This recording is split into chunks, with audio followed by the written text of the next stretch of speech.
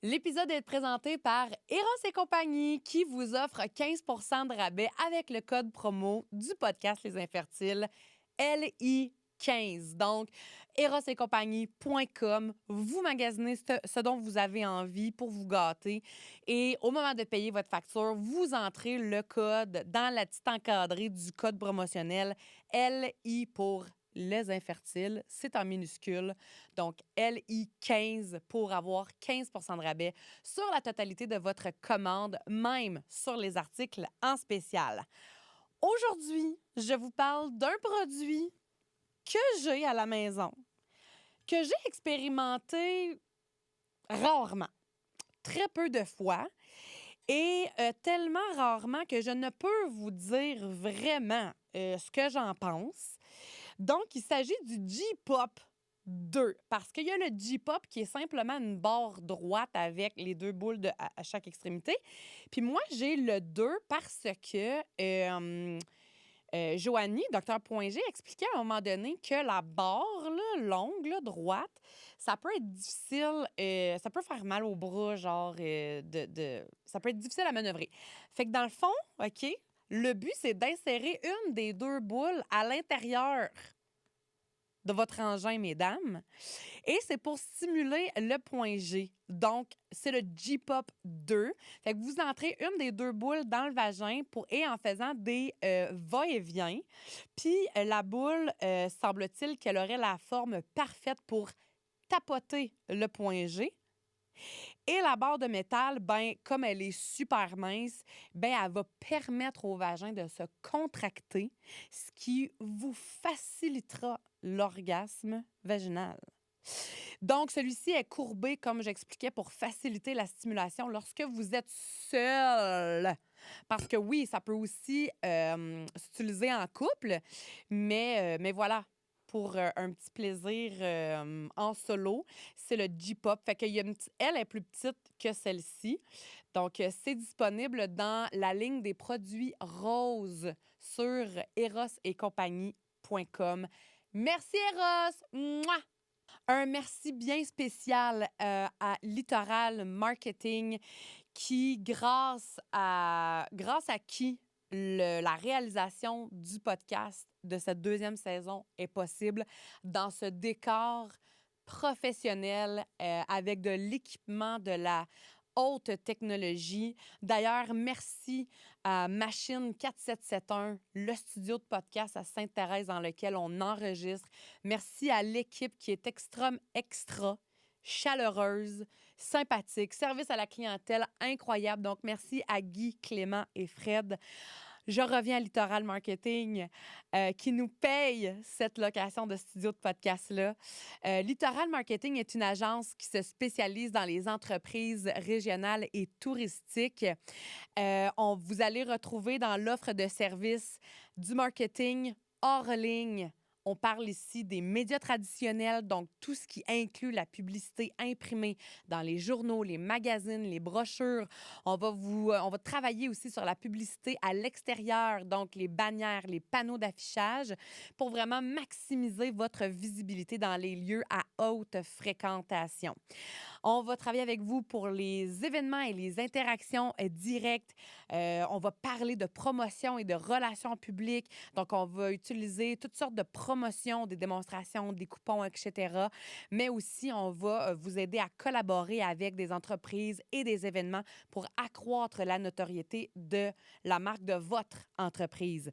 Donc, c'est Gabrielle Darvaux qui est derrière l'entreprise Littoral Marketing.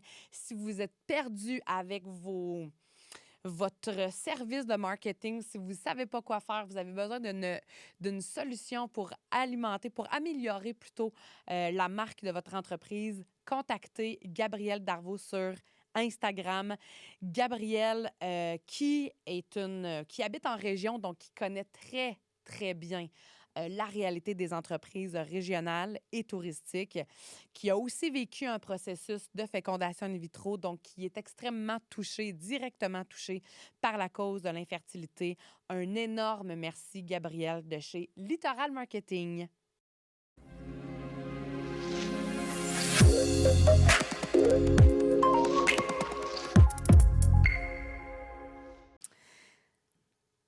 Bonjour tout le monde, bienvenue à ce nouvel épisode dans lequel je vous amène complètement ailleurs.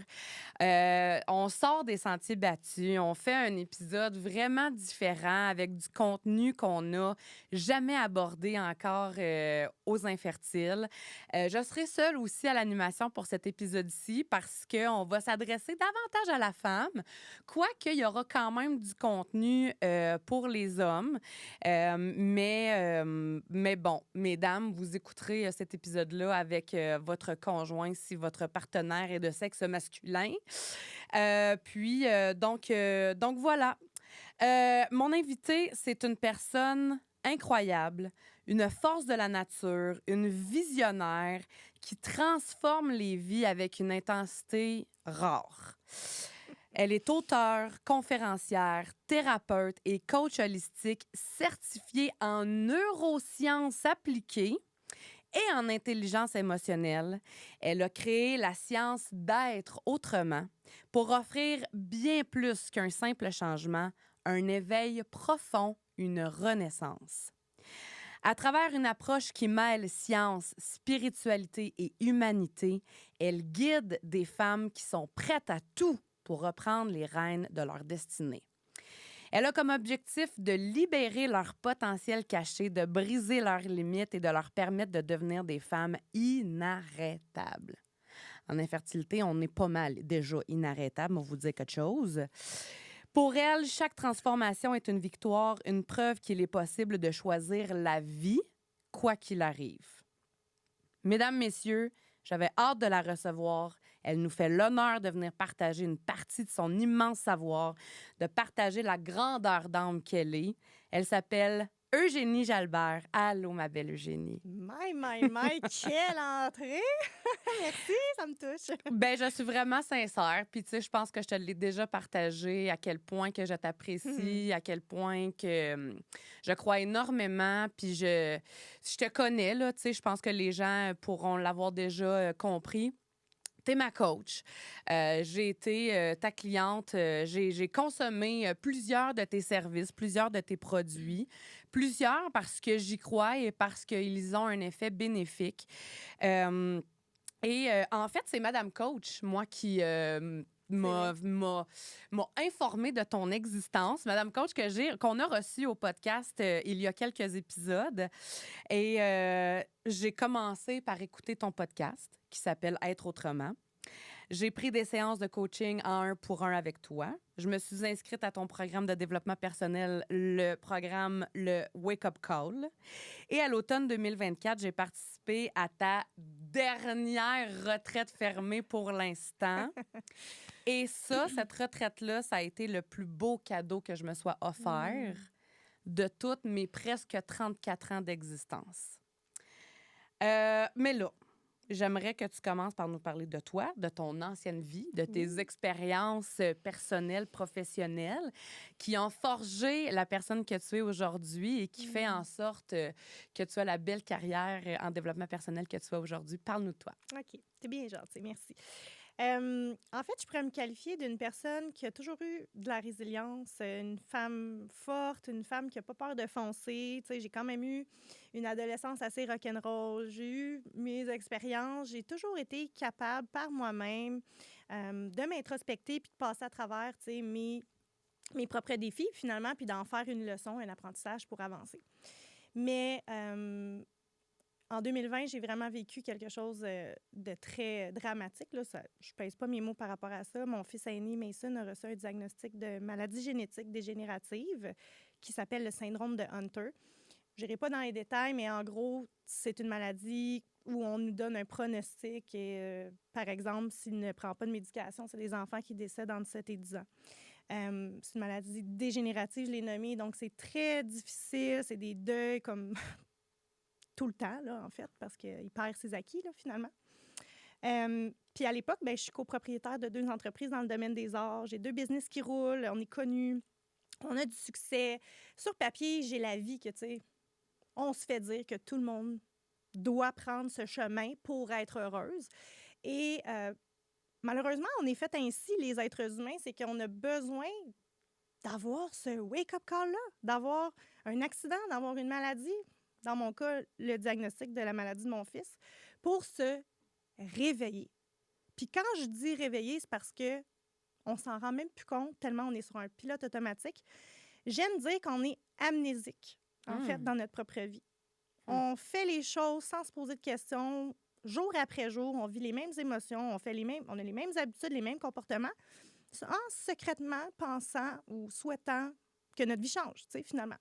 Puis c'est quand on a ces petits sons de cloche-là, comme moi, le diagnostic de mon fils, où on se réveille puis on fait, on se pose la question, tu sais. Moi, ça a été la question, c'était, c'est qui Eugénie, tu sais? J'étais pas capable de répondre. J'étais pas capable de répondre à ces questions-là. Qu'est-ce que je veux? Et jusqu'à temps que je me rende compte que je vivais pas ma vie, finalement. Alors, j'ai décidé de quitter mes entreprises il y a un petit peu plus de 2 ans pour vraiment me mettre tout mon temps sur mon fils Mason. J'ai décidé d'étudier l'intelligence émotionnelle du corps pour venir comprendre qu'est-ce que ces symptômes venaient me dire d'un point de vue spirituel. Puis quand j'ai eu cet intérêt-là pour la spiritualité, je veux juste mentionner ici que ma maman est médium, donc j'ai grandi dans un environnement très spirituel. Fait que tu avais déjà cette ouverture d'esprit-là. Absolument. Oui, c'est ça. Mais il y a quelque chose qui m'agaçait parce que quand on parle d'ADN, quand on parle de génétique, l'intelligence émotionnelle du corps, au point de vue de, comment je pourrais dire, de description de conflit intérieur, là, on va dire ça comme ça, on ne peut pas aller si loin que ça dans l'ADN. Il faut vraiment aller dans le transgénérationnel. Il faut vraiment aller voir qu'est-ce qui s'est passé dans les générations futures, peut-être. En tout cas, bref, c'est un point de vue. Mais je voulais aller plus loin que ça. Alors, c'est là que j'ai été intéressée à la neuroscience, parce que je voulais comprendre, OK, mais l'enfant, nos émotions, il y a quelque chose qui se passe de chimique dans notre cerveau. Qu'est-ce qui se passe réellement? Qu'est-ce qui fait que le voisin réussit, puis pas moi, mais d'un point de vue scientifique? Et là, je suis tombée en amour. J'ai ouvert mon podcast « Être autrement » en 2023. Et là, il y a des gens qui ont commencé à écouter ça par hasard. Il y a des gens qui m'ont invité dans leur entreprise. J'ai commencé à donner des conférences, des ateliers. Et on me dit, Eugénie, il faut absolument que tu coaches. Et moi, fun fact, je voulais pas coacher. S'il y avait bien une affaire que je voulais pas faire, c'était devenir coach de vie. Je ne suis pas coach de vie, by the way. Ça va un petit peu plus loin que ça. Mais c'est là que j'ai été chercher mes certifications comme thérapeute. Puis être autrement est né. Je me suis dit, si j'apprends toutes ces choses-là, que je me sors de la victimisation, puis que je suis capable de reconstruire ma vie, même si je vis un drame, je peux aider d'autres personnes à faire la même chose. T'sais. J'étais vraiment poussée, inspirée à faire ça.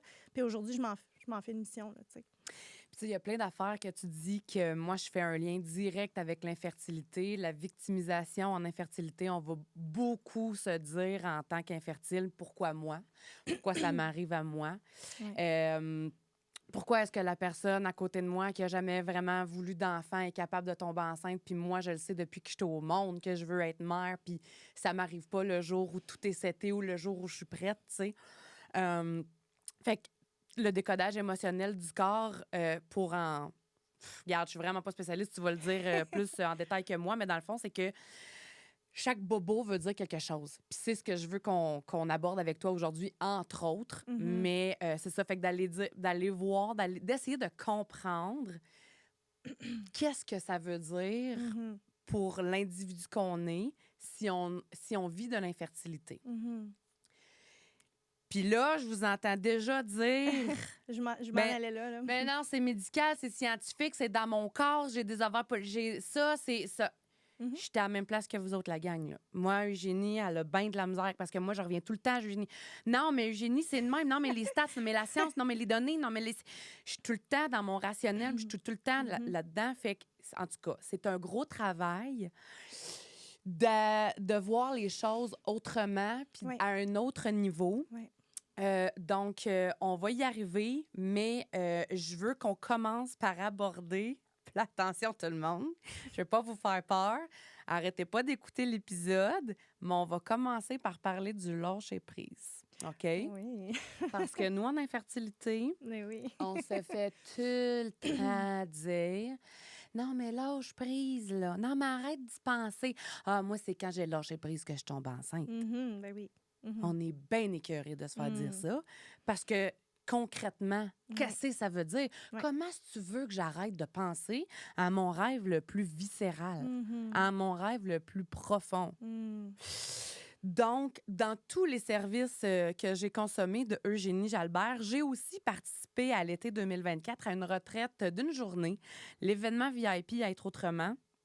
qui se déroulait à Boucherville à ce moment-là. Et c'est pendant cet événement-là que j'ai su que je te voulais assise ici en face de moi au podcast pour qu'on vienne aborder vraiment l'infertilité d'une toute autre façon. Et c'est parce que j'ai catché quelque chose, c'est ça. Là. J'ai catché le lâcher-prise. Tu as dit quelque chose à cet événement-là, puis ça l'a fait un déclic dans ma tête. Ça l'a fait un déclic, mais je comprenais pas exactement ce que je venais de catcher. Fait que 4 jours plus tard, je suis retournée t'écrire. Puis là, j'ai dit, Eugénie, t'as dit ça, qu'est-ce que tu voulais dire? Et là, tu me l'as expliqué. Et j'aimerais qu'on commence. J'aimerais, en fait, c'est ça, que tu nous expliques aux gens qui nous écoutent, qu'est-ce que tu m'as expliqué par rapport au lâcher-prise. Oui. Juste avant qu'on ait, puis je m'excuse, tu pourras peut-être me reposer la question parce que c'est important pour moi de le nommer. Je ne suis pas médecin, je ne suis pas spécialiste de la santé. Ce que je vais mentionner aujourd'hui, c'est basé sur ma propre expérience de vie. Je vais faire des parallèles avec la maladie de mon fils sur lâcher-prise, sur toutes sortes de concepts qu'on va aborder aujourd'hui. Et l'intelligence émotionnelle du corps, quand on va en parler, c'est vraiment simplement d'aller voir une autre façon de voir la vie, une autre façon, une autre perspective. On a le choix dans la vie de décider comment on a envie de voir les choses. Et c'est juste d'amener à votre conscience une autre façon de percevoir le défi qu'on vient vivre. Alors, il va avoir... Je vais amener des notions scientifiques basées sur la neuroscience, mais je vais aussi amener des réflexions, des introspections d'un point de vue peut-être plus spirituel. Puis on dit spirituel parce qu'en ce moment, c'est pas encore tout à fait étudié, quoique le transgénérationnel est étudié en ce moment à McGill, si je ne me trompe pas, sur les mamans enceintes. Ils sont en train de prouver que les pensées de la mère enceinte sont transmises dans les gènes, les cellules, l'ADN de l'enfant. Donc, ça s'en vient. C'est une question d'années, évidemment. Mais bref, c'est juste pour amener cette perspective-là qui est différente d'un point de vue pas seulement scientifique, cognitif, là, d'aller dans un autre monde, finalement. Alors, quand on s'est parlé de ça, tu me diras si je me trompe, mais je pense que ta question ou ce que j'avais nommé dans l'événement, c'était par rapport à... Bien, peux-tu me le renommer juste pour que ça sorte par tes mots? C'est ça, tu disais... tu t'adressais au groupe, là, tu sais, puis tu parlais que tout ce qu'on veut avoir dans la vie, on peut l'obtenir en le manifestant, en le visualisant. Et il y a quelqu'un qui t'a répondu... Moi, il y a quelque chose que je manifeste et que je manifeste sans cesse. Je le veux tellement, là, mais ça ne m'arrive pas. Et tu lui as répondu, c'est parce que tu veux trop. Et ça, pour moi, ça a été un déclic de comme, hein? Puis là, c'est par après que c'est ça. Quelques jours après, je suis revenue t'écrire pour te dire, là, explique-moi qu'est-ce que tu voulais dire à ce moment-là. Là. Donc, dans le fond, en neurosciences, on explique que quand on veut quelque chose qui n'est pas dans notre réalité, il y a une espèce d'espace qui se crée, une séparation entre ce que l'on veut et où on est en ce moment. Puis le fait d'avoir cette séparation et cet espace-là envoie au cerveau que, dans le fond, c'est dans longtemps. On ne l'a pas.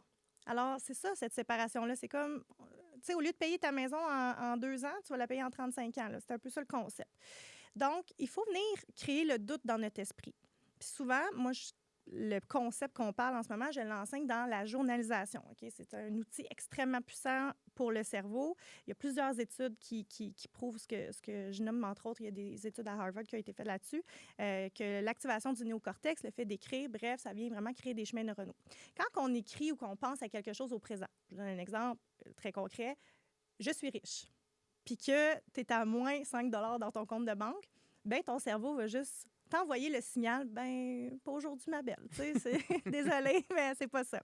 Alors, le concept, c'est vraiment, et la façon que je travaille avec mes clientes pour qu'elles puissent venir amener dans leur vie, mettre ça tangible, aller chercher, que ce soit matériel ou comme désirer un bébé, c'est de ressentir, parce que pour créer une connexion neuronale, il faut une image, une situation avec une émotion d'autre intensité. Donc, ce serait vraiment de le penser, de le réfléchir, de l'écrire, de me le raconter, comme si tu m'appelais au téléphone, tu me racontais, Eugénie, j'en reviens pas, je suis tombée enceinte, et Et de se connecter à ce sentiment-là comme si tu l'avais déjà. Quand on est dans cette espèce d'aspect de passé, que c'est déjà arrivé, si je peux dire ça comme ça, le cerveau on vient créer ce doute-là dans l'esprit, puis la connexion neuronale se fait comme si c'était déjà arrivé. Le cerveau ne fait pas la différence entre le réel et l'imaginaire. C'est fou, hein? Oui, c'est assez exceptionnel. Puis souvent, les exercices qu'on va faire, c'est bon, pense que tu as un popsicle puis tu grattes tes dents dessus, tu vas venir avec des frissons, ou pense que tu squeezes un citron, tes glandes salivaires vont s'activer comme si tu le faisais pour vrai, alors que ce n'est que le fruit de ta pensée. Okay. Alors, le cerveau est tellement, tellement, tellement puissant. C'est une machine incroyable qu'on ne connaît encore trop peu.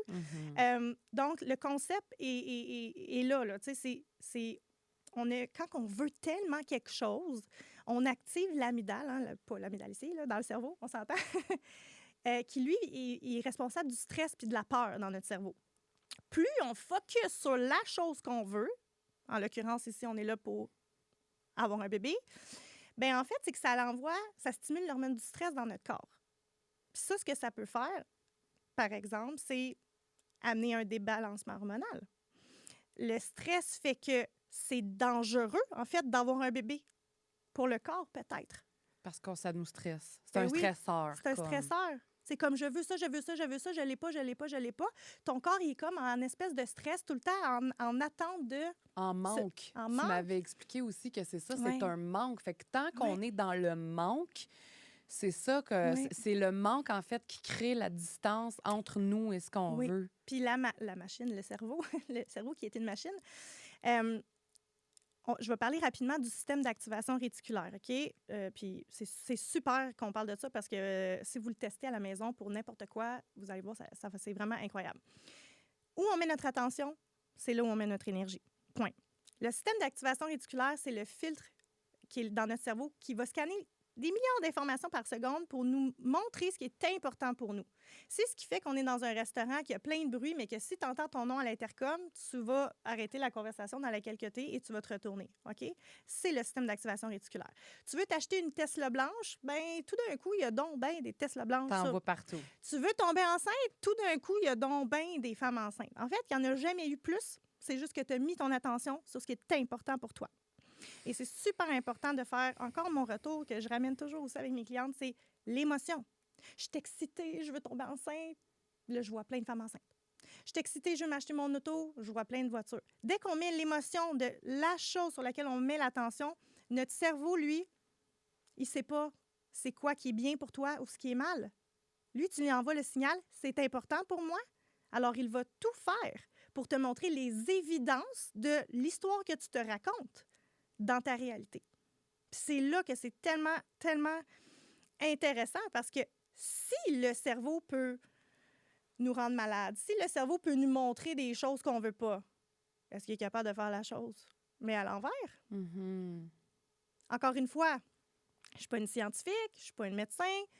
Moi, j'amène une réflexion, la réflexion que j'ai eue dans ma vie par rapport à mon fils, qui, sur papier, on m'avait dit, à 7 ans, il va avoir tout perdu son langage, il ne marchera plus, il ne fera plus ci, il ne fera plus ça. Et à un moment donné, alors que j'ai décidé de sortir de cette victimisation-là, que j'ai arrêté, et ça, c'est l'autre affaire. Si on continue sans arrêt de se raconter cette histoire ou de la raconter à d'autres, pense-y, là. Si je raconte sans arrêt à chaque nouvelle personne qui rentre dans ma vie ou à chaque fois que je vois mes amis, « Ah, mais là, mon fils, puis là, il y a une maladie, puis là, c'est ça, puis là, j'ai arrêté de travailler, puis là, je ne peux plus faire ci, puis là, je ne peux plus faire ça. » Je dis à mon cerveau que c'est important pour moi. Pourquoi? Parce que je suis en colère, parce que j'ai de la tristesse. Je renforçais le chemin neuronal, le programme dans mon cerveau. Plus j'y pense, plus je mets de l'émotion, plus je répète, plus je crée cette petite route de campagne qui devient finalement une autoroute à 1 voie, 2 voies, 3 voies, 4 voies dans mon cerveau, là. Fait que dans un cas d'infertilité, là, parce que, tu sais, on se le dit souvent, on a beaucoup de frustration, beaucoup de colère, beaucoup de... Oui. Puis c'est ce qu'on dit quand on parle avec nos proches ou quand on en parle, peu importe avec qui. Je souffre d'infertilité, on est en essai, ça marche pas, on est rendu à la fécondation in vitro. Qu'est-ce qu'il faudrait changer dans notre langage ou dans notre façon de penser pour nous amener justement à changer ce message-là qu'on envoie à notre cerveau? Oui. Je veux tellement pas invalider tout ça, puis je veux pas vous dire que qu'il faut pas faire ça. Moi, je vais essayer toujours de faire le parallèle avec autre chose, OK, pour que vous puissiez par vous-même faire votre introspection puis faire votre propre expérience. Si pendant 1 heure dans ta journée, tu dis je suis riche, j'ai de l'abondance, j'avance, j'ai confiance en moi, mais que toutes les autres heures de ta journée, tu es en train de chialer sur ta vie, penses-tu que tu vas attirer les choses à toi? Mhm. Mettons point de vue manifestation. OK. Maintenant, on revient. À chaque fois que tu t'attrapes, raconter l'histoire, puis que tu t'attrapes vivre l'émotion de frustration, stop. Stop! Parce que tout ce qu'on est en train de faire dans notre cerveau, c'est lui dire que ça, c'est important pour nous. Et je répète, notre cerveau, sa job, c'est de nous maintenir en vie. Point final. Alors, si je suis dans un stress, si je suis dans la colère, si je suis dans la tristesse, lui, il ne sait pas ce qui est bien ou mal. Mhm. Lui, il pense que c'est important pour toi. Alors, il fait Mhm. tout pour te montrer les évidences dans ta vie que tu as raison. Et c'est tellement important de comprendre à quel point le discours interne qu'on a, puis là, on parle d'infertilité, mais appliquez ça à n'importe quoi dans votre vie. Mhm. Quel est le discours qu'on a? Qu'est-ce qu'on se raconte dans notre journée? Mhm. À quoi qu'on croit? Mhm. Tu sais? Et c'est le vrai pouvoir, puis en passant, on est la seule créature terrestre à pouvoir penser et imaginer, ce qu'on n'utilise pas de la bonne façon pour la plupart. Bien, si on est capable de s'arrêter et d'arrêter cette pensée négative-là, ou d'arrêter et de s'attraper dans notre histoire qu'on se raconte, puis de la changer vers quelque chose de positif à la place, comme se raconter, au contraire, le jour que ça va arriver. Puis je vais faire le parallèle avec Mason. Tu sais, je l'ai nommé, tout était impossible, tout défait, Ouais, sur le papier, là. pronostic. Ouais. Et le moment donné, je me suis dit, Eugénie, tu as deux choix. Soit que tu restes là, puis dans 5 ans, tu es encore à la même place, tu es probablement dépressif, probablement ces antidépresseurs, ou tu décides de voir la vie autrement. Tu décides que même si partout sur Internet, tous les médecins te disent, puis crois-moi, là, il y a certains spécialistes que je vais voir à l'hôpital qui sont pas très encourageants, là. Hmm. OK? Tu décides que, ben pourquoi Mason n'irait pas de mieux en mieux, en fait? Mhm. Pourquoi est-ce que j'achète ce Mhm. que les autres disent? Pourquoi est-ce que j'achète ce que l'extérieur, en fait, tout ce qui est à l'extérieur de moi? Et si moi, j'ai envie d'y croire, puis je vais aller vraiment loin là-dedans, puis j'espère que ça va vous inspirer, mais moi, si je meurs demain matin, puis je n'ai pas tout fait pour mon fils, que j'ai pas eu le courage de croire que c'était possible de faire quelque chose de différent, ça me ferait, tu sais, je m'en voudrais. Mhm. Alors, et si on voyait la vie différemment? Et si mon fils pouvait aller de mieux en mieux? Et si un miracle pouvait arriver? Mon focus est là. Puis quand je m'en vais là, je me retourne. Je me prends, je m'attrape et je m'en vais vers Mason va de mieux en mieux. Mason va de mieux en mieux. Mon fils a réappris à faire du tricycle. Mon fils nage seul, mon fils saute, mon fils marche. Mason a recommencé à dire des mots.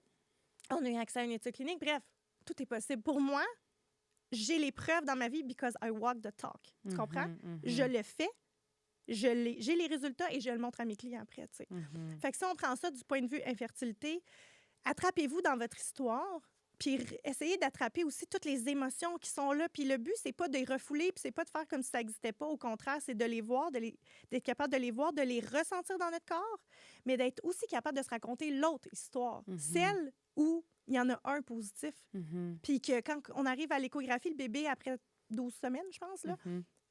tout est beau, Mhm. tout est parfait. Ça se peut quand on relâche les tensions du corps, tu sais. Mais si on est constamment dans ce stress-là, notre corps ne peut pas être dans cette création d'un être humain-là. C'est dangereux pour toi d'avoir un bébé si tu es toujours dans ce stress-là. Fait que je sais pas si ça fait du sens, mais Ben, ça pour fait moi, beaucoup ça de fait sens. sens. Ben, pour moi, ça fait beaucoup de sens, oui, c'est sûr. Puis, tu sais, je fais beaucoup le parallèle avec ce qu'on se fait dire ou les diagnostics qu'on se fait donner en infertilité. Tu sais, je pense, par exemple, à tous ceux et celles qui ont des diagnostics d'infertilité inexpliqués. Ouais. Fait que vous tombez pas enceinte, mais on sait pas pourquoi. Mhm. Tu sais? Puis ça se peut que ça arrive jamais. Ouais. Mais tu sais, ça, encore là, pourquoi est-ce qu'on achèterait ça? Je veux dire, si c'est inexpliqué, pourquoi est-ce que nous, on ne serait pas capable de, justement, de changer notre discours de changer notre histoire, tu sais? Ou encore, les femmes qui ont des ovaires polykystiques, qui se font dire, ouais, ça, c'est... Les femmes qui ont des ovaires polykystiques, c'est plus difficile de tomber enceinte, ça prend plusieurs transferts d'embryons. pourquoi est-ce qu'on adhère à ça? T'sais, pourquoi est-ce qu'on achète ça? Parce que ça fait partie de nos mœurs d'écouter l'autorité. On fait juste penser à la religion, on écoutait l'autorité, puis c'était tout. Moi, mes parents ont 70 ans, t'écoutais ta mère, t'écoutais ton père, et c'était tout. Donc, il y a une notion dans nos mémoires cellulaires que l'autorité a raison. Donc, ça fait partie de notre société. Heureusement, malheureusement, je n'ai pas vraiment d'opinion là-dessus. Mais si, je veux dire, ce qu'on oublie, c'est qu'il y en a plein de cas d'erreur en médecine. Ah, mon Dieu, oui. Il y en a plein, là. Puis, partout, dans tous les domaines de santé. Ben oui. Puis, je vais donner un exemple d'une histoire que je m'étais fait raconter quand j'étais en retraite avec Joe Dispenza, qui disait que il y avait un échange de chiffres entre des médecins, puis le médecin était là pour donner les diagnostics aux gens dans les chambres d'hôpital, puis il est rentré dans une chambre, puis il a donné un diagnostic de cancer. Il restait 2 mois à vivre un homme, puis il a tout fait pour passer Noël, puis pour voir sa famille, puis tout ça, puis après ça, il est décédé. Et après, à l'autopsie, ils se sont rendus compte que le médecin avait donné le diagnostic à la mauvaise personne, OK? Mais le cerveau, si tu crois tellement là, que ce que la personne te dit, entre autres, si on parle de médecins, là, je m'excuse, je vous aime les médecins, moi je suis dans une étude clinique, je vous aime. C'est pas ça, on raconte une histoire. On vous a besoin, là. Oui, absolument. Il faut joindre les deux, en fait. C'est ça. Le monsieur, il a tellement cru que dans le fond, il s'est fait mourir lui-même, là, tu sais. Fait que c'est très fort, le cerveau, c'est très, très, très fort. Avant qu'on aborde l'aspect décodage émotionnel, j'aimerais que tu nous donnes des trucs sur comment est-ce qu'on peut s'y prendre pour changer notre discours, tu sais, quels sont les outils, dans le fond, qu'on peut utiliser dans notre quotidien. Très important pour nous de remercier encore une fois parce que le mot merci n'est pas assez grand pour démontrer comment est-ce qu'on est reconnaissant de l'appui financier que Littoral Marketing nous apporte. Fait que si vous ne l'avez pas déjà liké sur Instagram, let's go, ça presse. Va faire ça tout de suite. Tantôt, c'est ton heure de lunch. Littoral Marketing, votre agence spécialisée dans les entreprises régionales et touristiques qui vous offre une gamme de services 360 degrés, la prise en charge marketing, un accompagnement stratégique, de la formation, tout un volet hors piste. Alors, un énorme merci à Gabrielle Darvaux de chez Littoral Marketing. C'est tellement important de comprendre que ce qu'on croit, on le voit dans notre réalité. Les pensées, c'est la nourriture de notre cerveau, OK? Alors, déjà, le premier travail que j'aime faire et qui est tellement important, puis tu sais, on parle de changer ses habitudes, on parle de tellement de choses autour de ça, mais tant que tu ne reprogrammeras pas ton subconscient, selon moi, ça va être à recommencer. Alors, il y a vraiment une notion de prendre le temps d'aller écrire, c'est quoi tes croyances? Écrire vraiment, là, avec un crayon, là. Idéalement. C'est juste que c'est plus puissant pour le cerveau parce que le fait de faire le mouvement d'écriture vient activer une autre partie qui vient renforcer nos chemins neuronaux. Donc, on privilégie l'écriture avec un crayon et un papier plutôt que l'ordi ou dans ton téléphone, mettons. OK. Moi, je le prioriserais. OK. Donc, quelles sont les croyances que tu as? Puis là, on est sur le podcast des infertiles. Alors, je ne peux pas tomber enceinte, je ne tomberai jamais enceinte, je ne mérite pas d'avoir un enfant. Quelles sont les croyances qui sont là, qui sont dans le chemin, tu sais? Puis de se poser la question, est-ce que c'est mes croyances à moi ou c'est des croyances que j'ai achetées? Est-ce que ça vient de mon éducation? Est-ce qu'il y a une histoire dans ma famille qui peut me faire croire qu'avoir des enfants, c'est dangereux? Juste aller se poser les questions. D'où viennent les croyances que tu as? Est-ce qu'elles sont à toi ou à quelqu'un d'autre? Puis de les transférer après dans une croyance qui est positive. Je peux être une bonne maman. Je mérite de vivre la maternité. De le transférer dans quelque chose de positif. Puis ce qui est vraiment puissant puis le fun, c'est que quand vous allez vous attraper à les avoir, ces conversations-là avec vous, stop! Puis redites-vous la phrase qui est positive. Le cerveau est fait de façon à être toujours penché sur le négatif. Il n'est pas fait pour qu'on soit heureux, puis il n'est pas fait pour qu'on ait du succès. OK? Le cerveau est là pour nous maintenir en vie. Alors, c'est pour ça qu'on focus sur le négatif. On a un genre de billet négatif dans le cerveau qui fait qu'on va mettre notre attention là parce qu'il y a un potentiel danger. C'est important pour nous, comme êtres humains, d'être capable de voir ça puis de le transférer dans quelque chose qui est positif. Puis de se le répéter, c'est la clé. Répéter, répéter, répéter, répéter. Tu sais, si tu vas au gym puis tu fais un workout de biceps, puis c'est fini, tu penses avoir des biceps de feu, ben désolé de te dire que ça n'arrivera pas. Puis si tu le fais pendant 3 mois, puis que tu arrêtes, ben je suis bien désolée de te dire qu'ils vont ils vont ramollir tes biceps. Là. C'est le même concept avec le cerveau. Répéter, répéter, répéter. Continue de la raconter, ton histoire. Enregistre-la, écoute-la. Tu sais, écoute-la ou lis-la, ton histoire, où ce que tout est parfait, où ce que tu vis, ce que tu veux, au lieu de mettre notre focus sur tout ce qu'on n'a pas. En fait, tu sais, on parlait de manque. On a ce focus-là. On focus sur tout ce qu'on n'a pas. On n'a pas la grande maison, on n'a pas l'auto, on n'a pas ci, on n'a pas ça. Mais qu'est-ce que tu as là, en ce moment, aujourd'hui? Es-tu capable de voir toute l'abondance que tu as dans ta vie? De focusser plus sur le positif, de se retirer de ce biais négatif-là, c'est juste positif pour nous, là. Quand on a des... tu sais, tu as parlé de croyances, des croyances limitantes. Quand on a des problèmes de fertilité, sur quels aspects de la vie en général peut-on se poser des questions pour savoir si on a des croyances limitantes ou si on a des blocages émotionnels?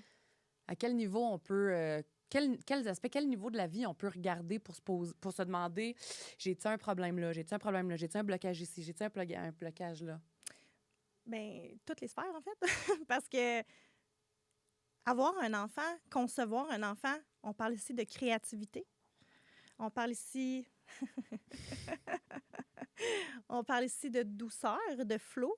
Donc, es-tu une personne très contrôlante dans ta vie? Es-tu une personne qui ne se permet pas de vivre ses émotions? Est-ce que tu es une personne qui refoule tes émotions? Est-ce que tu es une personne qui a de la rigidité dans les choses? De la résistance aussi. De la résistance. Parce qu'on va juste se rappeler, si on regarde ça d'un point de vue intelligence émotionnelle, pour concevoir un enfant, il faut que ce soit safe pour le corps d'accueillir cet enfant-là. Donc, il y a quelque chose à aller voir par rapport à ça, peut-être, là. Si on se rend compte qu'on a des blocages ou qu'on a de la résistance à certains niveaux, comment on fait pour s'en débarrasser? Être accompagné. Par Eugénie Jalbert, coach et thérapeute holistique. Par moi, si c'est un fit, mais je veux dire, je suis pas la seule à travailler en intelligence émotionnelle, là. Donc, c'est vraiment d'y aller avec un accompagnement, là, moi, idéalement. Je pense que oui, parce que si on va aller voir tout ce qui est... Parce que probablement que tu as tout essayé déjà. Tu comprends-tu? Ben des affaires. Tu sais? Oui. Alors, pourquoi pas essayer cet aspect-là dans le transgénérationnel, aller travailler dans l'inconscient, aller libérer des mémoires qui t'appartiennent pas, tu sais? Il y a tellement de choses qui peuvent être possibles pour dégager, peu importe le conflit. Là, on parle de l'infertilité, mais ça peut être n'importe quoi d'autre, là. Tu sais, moi, avant que je prenne ma décision là, de quitter mon ancienne vie, j'avais des problèmes de santé. J'avais une grosse douleur à l'épaule. Les épaules, puis l'épaule droite, c'est le côté masculin, le travail, qui suis-je face à moi-même, l'estime, la dévalorisation de soi. J'étais plus bien où j'étais. Je commence à avoir du déchaussement dentaire, risque de parodontite. Tout ce que je ne me permettais pas de dire, tout ce que je ravalais, ça a commencé à m'affecter. Et j'étais à risque d'un glaucome à 33 ans. Je n'étais plus capable de voir ce que je voyais dans ma réalité. Le corps nous parle, j'y crois. Fait que comment est-ce qu'on peut venir s'analyser vraiment l'accompagnement? Pour moi, c'est inévitable parce que ça reste quelque chose qui est intangible, ça reste quelque chose qui est invisible. Donc, d'aller voir quelqu'un qui peut peut-être aller voir à ce niveau-là. Puis, on souhaite que ça libère. On souhaite que ça l'aide. Mais, tu sais, c'est comme la médecine, hein, tu sais.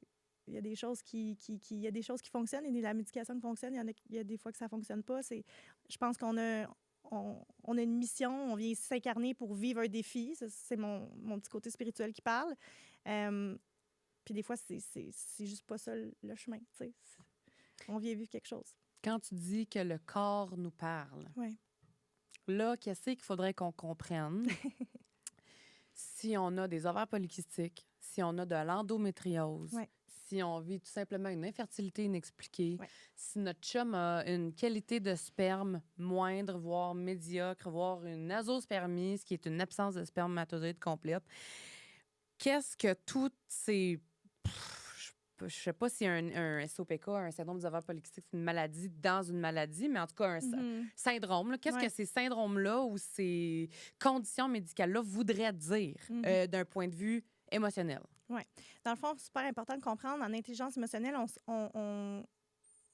c'est pas important pour nous le symptôme en tant que tel. C'est vraiment d'aller voir qu'est-ce que ça pourrait dire. Puis dans le fond, c'est toutes des hypothèses, puis on va juste se poser des questions aujourd'hui. Je me suis amené des petites feuilles parce que ça reste quand même que il y a des centaines de milliers de conditions. Désolée pour mon micro. Mais juste rapidement, quand on parle du système de reproduction, la tonalité principale du stress, c'est vraiment en lien avec le territoire. C'est vraiment en lien avec pas le clan, mais vraiment le territoire. Le territoire, ça peut être la famille, ça peut être le travail, ça peut être plein de choses. Le système reproducteur est en lien avec notre territoire. C'est ça que tu dis? C'est un conflit émotionnel en lien avec ton territoire. OK. Fait que ça pourrait être quelqu'un qui ne prend pas sa place dans son couple. Ça pourrait être comme, je pense à l'endométriose, par exemple. Puis, je vais aller le lire là, vraiment pour qu'on rentre dedans. Mais l'endométriose, entre autres, c'est c'est la perte de création, le système reproducteur. C'est la perte d'un enfant. On peut même aller voir, c'est ça, dans le transgénérationnel. Y a-t-il quelqu'un dans notre famille qui a perdu un enfant, qui n'en a jamais fait le deuil? Ça peut aller quand même loin dans cette perspective-là. Donc, c'est vraiment aussi lié à des conflits intérieurs féminins et à la maternité. Parce que des fois, il y a certaines situations où ça pourrait être que la femme, en fait, au niveau de l'endométriose, croit pas que d'avoir un enfant, c'est sécuritaire. Ou peut-être, on dit qu'elle aurait peut-être aimé faire son nid ailleurs. Donc, est-ce qu'elle avait une autre personne avec qui elle aurait voulu faire un enfant, mais finalement, elle fait être avec un autre homme ou... Bon, bref. Ça peut être quelque chose dans ce genre-là. Ça dit refus ou difficulté à accepter son rôle de femme ou de mère. Est-ce qu'il y a une peur de changer son corps, par exemple, finalement? Donc, on reste, peu importe ce que je vais nommer ici, juste qu'on voit qu'il y a un stress. Il y a un stress, OK? On dit que ça peut avoir souvent des peurs inconscientes liées au fait de créer la vie, justement. Ça peut venir de blessures émotionnelles, de traumatismes passés, là, des croyances limitantes, tout ça, c'est définitivement ça. De la colère ou de la frustration refoulée. Donc, est-ce que tu es une personne qui se permet d'exprimer tes émotions ou au contraire, toutes tes colères, toutes tes tristesses, tu le refoules? On peut avoir... un lien avec ça, puis un manque d'amour envers soi, OK? Dévalorisation, difficulté à accepter son corps, son essence féminine, je l'ai nommé, là, dans le fond. Fait que c'est vraiment de se poser la question, est-ce que je crois que dans mon corps, c'est sécuritaire d'avoir un bébé? Quelles sont mes croyances par rapport à la grossesse, finalement? Ça pourrait être un ajout aux questions qu'on pourrait se poser. Là. Ce serait le genre de questions que je te poserais. Ouais, c'est ça. Le fait d'avoir un enfant, est-ce qu'il y a des peurs liées, finalement? Est-ce que, mais là, j'ai peur de plus pouvoir travailler, j'ai peur de perdre quelque chose? C'est une notion de perte. Ah, ouais. OK? Perte de création, perte d'un enfant, c'est comme les mots qui me montent, là. OK. Puis, au niveau des ovaires polykystiques, c'est vraiment aussi lié à la créativité puis à notre capacité à créer la vie. OK. Fait que là, puis l'intelligence émotionnelle du corps, c'est super important de ne pas prendre tout ce qui est dit au mot, mais de voir tous les symboles autour, tu sais. Ça peut être tout décortiqué de plusieurs façons. On dit que les kystes dans les ovaires, ça peut souvent être interprété aussi par des blocages émotionnels ou des schémas répétitifs comme des peurs liées à la créativité ou la création de la vie, comme je l'ai nommé, des tensions entre le désir et le blocage, donc une forte envie de devenir mère, ou de créer un projet. Mais on est freiné par des peurs inconscientes ou des croyances limitantes par rapport à la maternité, par exemple, ou ce qui est en lien avec. OK? Fait que ça peut donner des informations. Puis dans les polykystiques, on dit aussi l'accumulation des non-dits, de la frustration. C'est émotionnel, hein? Intelligence émotionnelle du corps. Donc, c'est super important d'aller voir ça. Puis, tu vois, dans l'infertilité, on nomme la difficulté à se connecter à son pouvoir créateur, autant sur le plan physique qu'émotionnel, peur de ne pas être à la hauteur, refus ou ambivalence dans le couple aussi. Il y en a-tu un des deux qui veut plus que l'autre? Oui, ou il y en a un qui veut un enfant, mais peut-être qu'il y a une peur là, qui est liée. Là, okay. La peur que l'enfant soit là, c'est comment que vous allez coexister avec ça, dépendamment des situations de vie, ça peut être quelque chose dans ce genre-là. Manque d'ancrage dans le moment présent, donc toujours être en train de focusser sur l'avenir, hein, toujours être en train de penser à plus tard, alors que Aujourd'hui, maintenant, comment je me sens? Aujourd'hui, maintenant, qu'est-ce que je peux faire? C'est pas mal dans ce sens-là. Puis si tu veux, j'aille dans le manque de spermatozoïdes, je m'étais sorti une petite affaire. Euh, c'est toujours lié à la même chose, les blocages émotionnels aussi, mais ça peut être le sentiment d'insuffisance ou de dévalorisation chez l'homme. Donc, un homme peut inconsciemment associer sa virilité à sa capacité de procréer. Donc, un manque de spermatozoïdes pourrait refléter une peur de ne pas être assez performant, assez fort, assez compétent. Est-ce que je suis capable de... tout ce qui est en dévalorisation, fait que je peux-tu soudoyer la sécurité de ma famille. Bon, il pourrait avoir une notion par rapport à ça à aller explorer. Ou la difficulté à transmettre ou à créer. Parce que les spermatozoïdes, ça représente une semence. Hein? Donc, la capacité à transmettre la vie, à transmettre des valeurs, des idées, un héritage, ça peut quand même aller loin. Là, c'est très de base qu'on nomme ici. Là, on s'entend, c'est plusieurs séances que j'aurais, mettons, avec toi pour parler que de ça. Là. Ouais. Puis j'irais te poser des questions à toi, mais là, après, j'irais voir dans ta mère, ton père, tes grands-parents. J'irais voir jusqu'à 4 générations en haut. Là. Qu'est-ce qui s'est passé? On essaierait d'aller chercher de l'information. Puis là, je suis en train de terminer ma certification en kinésiologie intuitive. Fait que là, je peux aller tester dans l'énergie, dans l'inconscient. Bref, là, c'est un petit peu trop élevé là, pour aujourd'hui, là, mais... Oui. mais c'est juste pour te démontrer que c'est une possibilité d'aller voir qu'est-ce qui est là dans le chemin pour essayer de dégager. Parce que tu crois peut-être à des choses que tu t'en rends pas compte en ce moment, inconscientes.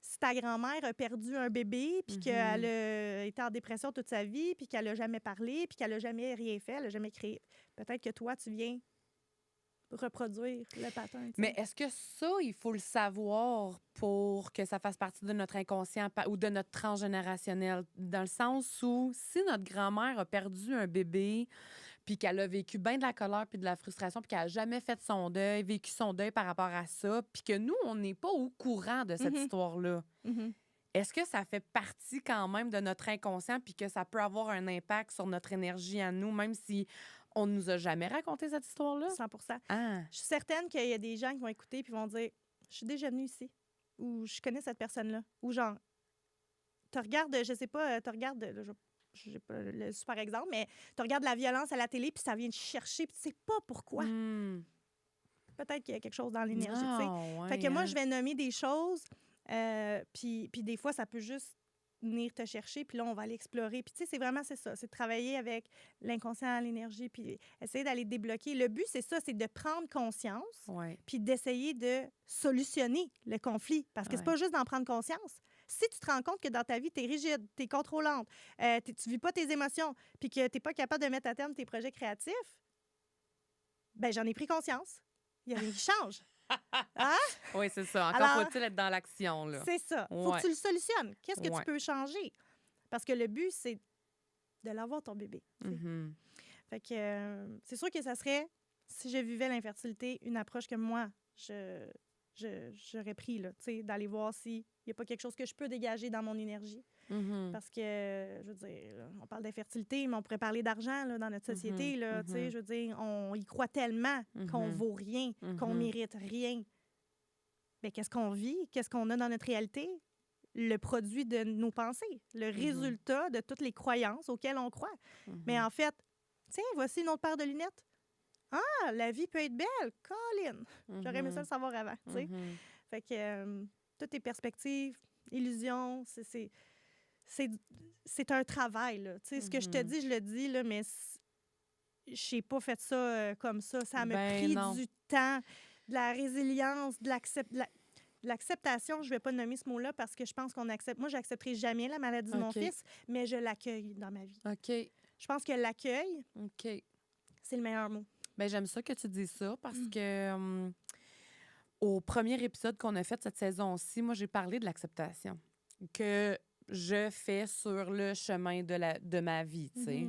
D'accepter que c'est comme ça le chemin vers la parentalité puis que c'est ce que la vie a mis sur mon chemin, tu sais. D'accepter que c'est comme ça. Mais j'aime ça aussi, l'accueil. Parce que c'est vrai que je peux comprendre aussi que tu n'accepteras jamais la maladie de ton fils. Je comprends. Puis je pense que aussi ça fait bien du sens de se dire pourquoi j'accepterais que je suis pas capable de réaliser le rêve le plus non. vieux que j'ai. L'accepteras-tu vraiment? Tu sais, ben, c'est ça, mais d'être dans l'accueil, puis de l'approcher, d'avoir cette approche-là, je trouve que c'est doux aussi. Ouais. C'est Puis ça qu'on veut. ben c'est ça, La on veut de la bienveillance. douceur, ouais, exactement.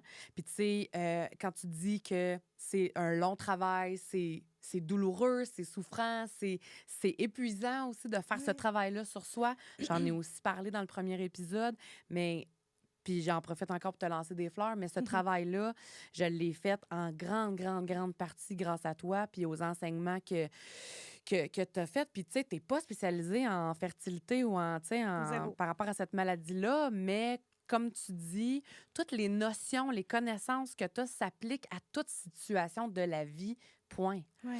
Fait que, non, fait que moi, ça m'a vraiment beaucoup aidé à cheminer par rapport à ça, puis à être dans l'accueil de ma maladie. Fait que oui. Puis j'aimerais aussi revenir sur le fait que l'infertilité, c'est un stress. C'est un stress chronique. D'ailleurs, on en avait parlé avec la psychologue Marie-Alexia Allard, qui est venue à la première saison du podcast que vous pouvez écouter en rattrapage partout sur toutes les plateformes. Ben, ce stress chronique-là a des impacts super importants sur notre quotidien, sur le quotidien de ceux et celles qui vivent l'infertilité. Ça peut nous mener à des épuisements, ça peut nous mener à des détresses psychologiques, de la dépression, de l'anxiété, des crises identitaires, mais aussi, comme tu l'as dit, ça peut créer des débalancements hormonaux et c'est là qu'on va observer ovaires polykystiques, endométriose et autres. Oui. Donc, c'est juste encore là de prendre conscience profondément et véritablement d'adresser, de prendre soin de ce stress chronique-là qu'on vit sans nécessairement s'en rendre compte tout le temps, à tous les jours, tu sais. Mais tu sais, si on regarde, excuse-moi de te couper, Non, vas-y. si on regarde ça d'un point de vue intelligence émotionnelle du corps, là, puis je pense que honnêtement, dans les prochaines années, les gens vont aller de plus en plus vers ces médecines alternatives, là, j'aime pas ça dire ça, mais... Et si le corps nous parlait? Et si on arrêtait de jouer le jeu de la vie contre notre corps puis qu'on décidait de jouer avec notre corps? Et si le stress qu'on ressent avait un message? Et si cette endométriose-là avait un message pour toi? Tu sais, quand on a parlé un petit peu des descriptions, c'est le message que ton corps essaie de t'envoyer parce que tu ne l'écoutes pas puis il ne sait plus quoi faire. Le cerveau, je le rappelle, est là pour te maintenir en vie. Tu ne l'écoutes pas. Tu n'as pas écouté les signaux qui ont été envoyés. On t'envoie quelque chose de gros, là. Vas-tu l'écouter ou tu ne l'écouteras pas? Moi, c'est comme ça que j'ai vu la maladie de mon fils, bien que ce ne soit pas à moi que ça arrive quand même dans ma vie. Alors, qu'est-ce que mon corps essaie de me dire avec ce que je vis? C'est la question, finalement, tu sais, que j'aimerais, moi, me poser. Puis, juste en se posant cette question-là, mais on peut aller voir.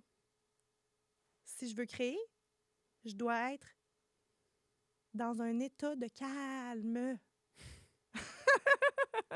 Un état qu'on ne connaît pas beaucoup en infertilité. D'où la raison pour laquelle il faut que tu lâches ton amygdale. Tu comprends? Il faut arrêter d'envoyer le signal de stress, puis de peur, puis de danger à notre corps si on veut créer. Puis je voulais faire du pouce avec ce que tu disais au début, c'est qu'on est tanné de se faire dire quand tu arrêteras d'y penser, c'est vrai que c'est vraiment fatigant. OK? On arrête de faire ça, s'il vous plaît, tout le monde. On dit pas ça. Ceci étant dit, il y a une vérité cachée. OK. Parce que, je l'ai nommé, si toute ton attention est sur une source de stress, tu peux pas créer. Ouais. Tu es en mode survie. Ouais. Alors, si tu arrêtes de penser ou pas arrêter de penser, Non. si tu arrêtes de mettre ton intention, tout ton focus énergie. tout le temps, tout le temps là-dessus, Ouais. on relâche le stress. T'es d'accord avec moi? Ouais. On met notre attention maintenant sur autre chose. Ouais. Et donc, On lâche prise de cette façon-là, là. notre corps est plus enclin à se réguler. Hein? C'est important, là. Si ton corps est en stress, tu es en raideur, tu es en mode panique, tu es en mode survie, hein, c'est vraiment ça le mot, ben ton corps, il n'a pas le temps de penser à aller se faire des toasts, là, tu comprends? Lui, il y a un ours devant lui, il faut qu'il se sauve, il faut qu'il fasse de quoi, là. Alors, comment est-ce qu'on peut enlever le focus un peu? Un peu, j'aime ça. Tu comprends? Oui.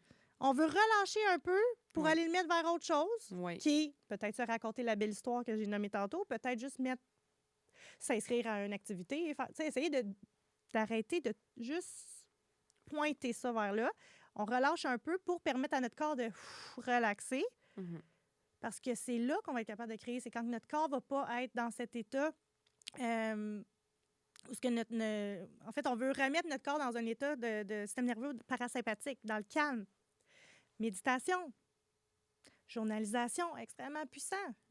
Marche en nature, peu importe. Trouvez-vous une façon, tu sais, de comment je peux ramener encore plus mon corps dans le calme pour essayer de relâcher mon système nerveux un peu, là, de lui permettre de se reposer un peu, tu sais, si on veut. Fait que je pense que ça peut être... On peut essayer de voir ça de cette façon-là, tu sais. Comment est-ce que je peux mettre mon attention sur un petit peu autre chose pour aider mon corps à se reposer? J'aimerais ça te relancer sur quelque chose parce que là, je suis sûre qu'il y en a qui se disent non, non, non, non, non, elle peut pas dire ça. Vas-y. Quand tu as dit notre corps nous parle, nous envoie des signaux, moi, tout de suite dans ma tête, je pense à. C'est une personne sur 6 qui vit de l'infertilité dans le monde et ça va pas aller en s'améliorant. Puis on nous parle de plein de facteurs environnementaux. On parle de perturbateurs endocriniens. On parle de pollution. On parle de... Plein d'affaires. Plein d'affaires. Oui. Alors, qu'est-ce que tu réponds à ces gens-là qui te disent « Non, mais Eugénie, c'est prouvé. C'est écrit, là. C'est écrit dans la littérature scientifique. C'est des stats. C'est des... Qu'est-ce que tu leur réponds à ce monde-là? Mais tu vas pas aimer ma réponse. Ben, vas-y. Qu'est-ce que tu choisis de croire, toi? As-tu envie d'avoir un bébé? Plus que tout au monde. Alors, où vas-tu mettre ton intention? Qui vas-tu décider de croire? Tu as le droit de croire ça. Ça ne veut pas dire que c'est pas vrai. Mais si tu y crois, c'est comme faire « j'abandonne mon projet ». C'est comme leur donner le pouvoir. Tu te donnes ton pouvoir. C'est ça. Comment tu peux ramener ton pouvoir à l'intérieur de toi? Je ramène au regret de jamais rien faire pour mon fils. Si on voyait ça d'un point de vue de l'infertilité, j'ai pas tout essayé. J'ai pas essayé de me raconter la belle histoire que ça l'arrive puis ressentir ces émotions-là. Parce que c'est ça, parce que quand on dit j'ai pas tout essayé, ça veut pas dire j'ai pas tout essayé, l'acupuncture, l'ostéopathie, la massothérapie, les inséminations, cette médication-là, le transfert d'embryons, j'ai pas fait tester les embryons. C'est pas ça nécessairement. Non, puis tu sais, ça, pour moi, dans mon monde à moi, je vais le nommer de même, ça reste des choses à l'extérieur de toi. Tu donnes encore ton pouvoir à autre chose, OK? Puis ça veut pas dire que c'est pas correct, c'est pas ça que je dis. Je dis juste que tout est perspective dans la vie et que si tu t'attends d'aller te faire tirer aux cartes, puis que ça, t'attends que cette personne-là te dise ça pour te donner la permission d'exister et de faire ce que tu as envie de faire, t'as quand même attendu après quelque chose à l'extérieur de toi. Tout part de nous-mêmes. Moi, je crois qu'on a notre propre pharmacie à l'intérieur de soi. Je crois qu'il y a beaucoup de choses qu'on peut faire par soi-même. Évidemment, la société ne nous enverra pas vers ce chemin-là, hein, parce qu'ils ne feront pas d'argent, parce qu'ils ne pourront plus nous contrôler, parce que, bon, là, je ne suis pas conspirationniste, là, vous comprenez, mais c'est juste pour vous... On n'est pas élevés, éduqués pour faire ça. Tu sais, c'est... Écoute le voisin, suis ton rang, tais-toi, avance, puis... Va à l'école, trouve-toi un chum, fais des enfants, achète ta maison en banlieue, assure-toi que ton gazon est vert, puis tu vas être heureux. Désolée, j'ai toutes fait ces étapes et je n'étais pas heureuse. Fait que, non, mais sincèrement, sans rire, c'est juste d'ouvrir à d'autres perspectives. Qu'est-ce que moi, je peux faire pour moi sans attendre que de prendre une pilule? J'irai pas dans le domaine de la dépression, là, mais mettons, dépression, pilule, OK? Mais t'es-tu posé les questions à l'intérieur de toi? Tu fais le travail. Tu sais? Parce qu'il y a un gros bout de chemin qui peut être fait par nous-mêmes. C'est nous qui savons tout. C'est nous qui est dans notre tête. Puis ça, c'est parce qu'on n'est pas assez... On n'est pas éduqué, puis on n'est pas amené à ça. Non. À nous instruire sur le fait qu'on est la meilleure personne placée pour se connaître et pour reconnaître les signaux de notre corps et pour détecter nos émotions et pour lire nos émotions. On ne le veut pas? Ben non. Pourquoi? Moi, je pense qu'on veut nous garder petits. Je pense pas qu'on veut nous donner toute l'information. Il y a une histoire de contrôle là-dedans, là, définitivement. Là. Je veux dire... Moi, je le sais qu'ils ont un médicament pour sauver mon fils. Oui. Ça coûte de l'argent. Ça coûte de l'argent? Ils font quoi avec ça? Ça amène quoi? Ça leur amène quoi à eux? Tu sais? Fait que là, je parle, mais je me permets de donner mon opinion, mais je suis zéro conspirationniste, c'est pas ça. Là. C'est juste vraiment de dire, si tout le monde était dans cette conscience, cette ouverture d'esprit, la société dans laquelle on vit, elle ne pourrait pas exister. Parce qu'on serait, on serait beaucoup plus dans la communauté, on serait beaucoup plus dans l'entraide, on serait pas dirigé, là, tu sais. OK. Je pense pas, là, en tout cas. C'est mon opinion personnelle, là. OK, je comprends. Je me permets. OK, ça serait comme trop beau, là. Ça irait trop bien. Non, mais là, ça va trop mal, fait qu'il faut faire quelque chose, tu sais. Oui, c'est ça. Tantôt, tu as dit, là, ça me fait penser à ça, tu as dit qu'idéalement, il faudrait joindre peut-être une approche holistique avec l'approche médicale. Est-ce que ça serait ton souhait un jour? Ça serait mon souhait. Ça serait mon souhait. Je pense que les gens seraient moins malades, sincèrement. Les gens vont pas bien en ce moment. Il y a à peine de psychologues pour soutenir la société. Je veux dire, puis on coupe des budgets de santé. C'est ça. Ça va pas, là. Non, c'est ça. Mais non, les gens vont pas bien. Je pense qu'ultimement, les êtres humains, on est là pour créer. On n'est pas créé pour vivre le stress quotidien que l'on vit. C'est complètement inhumain pour moi, la vie qu'on mène. De se lever, d'être à la course, d'aller porter tes enfants à l'école, d'aller travailler, d'être dans le trafic, revenir, les devoirs. C'est quoi cette vie-là qu'on vit? On est constamment dans le stress. Tu sais, on n'est pas fait pour ça. Fait que le corps réagit. Pourquoi on est de plus en plus malade? Il y a plein de facteurs, évidemment, là, mais je pense sincèrement que le fait de vivre ce stress-là constamment, c'est... Quand est-ce que tu as pris la dernière fois, tu sais, de vraiment relaxer? Moi, quand je travaillais dans mon ancienne vie, là, c'était comme... Je n'étais même pas capable de me dire le dernier moment où est-ce que j'ai rien fait. Oui. Tu sais? Fait que on subit notre vie toute la semaine pour essayer et croire peut-être d'essayer de vivre la fin de semaine. C'est un peu ça le concept. Oui, c'est ça. Fait que c'est ça. C'est à nous, c'est notre responsabilité de trouver des façons, des outils pour se ramener dans cet état de calme. Des exercices de respiration. Tu as expérimenté ça à l'événement. Absolument. C'est extrêmement puissant pour libérer là, des tensions dans le corps. Mon Dieu, que ça fait du bien. Méditation, visualisation, écriture. D'apprendre à se connaître. Juste ça. Qui va écouter le podcast ici va se dire, ben je sais pas, c'est qui je suis, je ne me connais pas. Parce qu'on se les pose pas les questions, on n'a pas le temps de se les poser. C'est ça. Puis quand tu te les poses, tu te fais juger. Puis comme on est des êtres qui ont 2 besoins fondamentaux, qui est d'être aimé et de faire partie d'un clan, on se permettra pas de donner notre opinion. On se permettra pas de dire qui on est réellement. On va porter ces masques-là pour être sûr de faire partie de la gang. À un moment donné, ça nous étouffe, ça.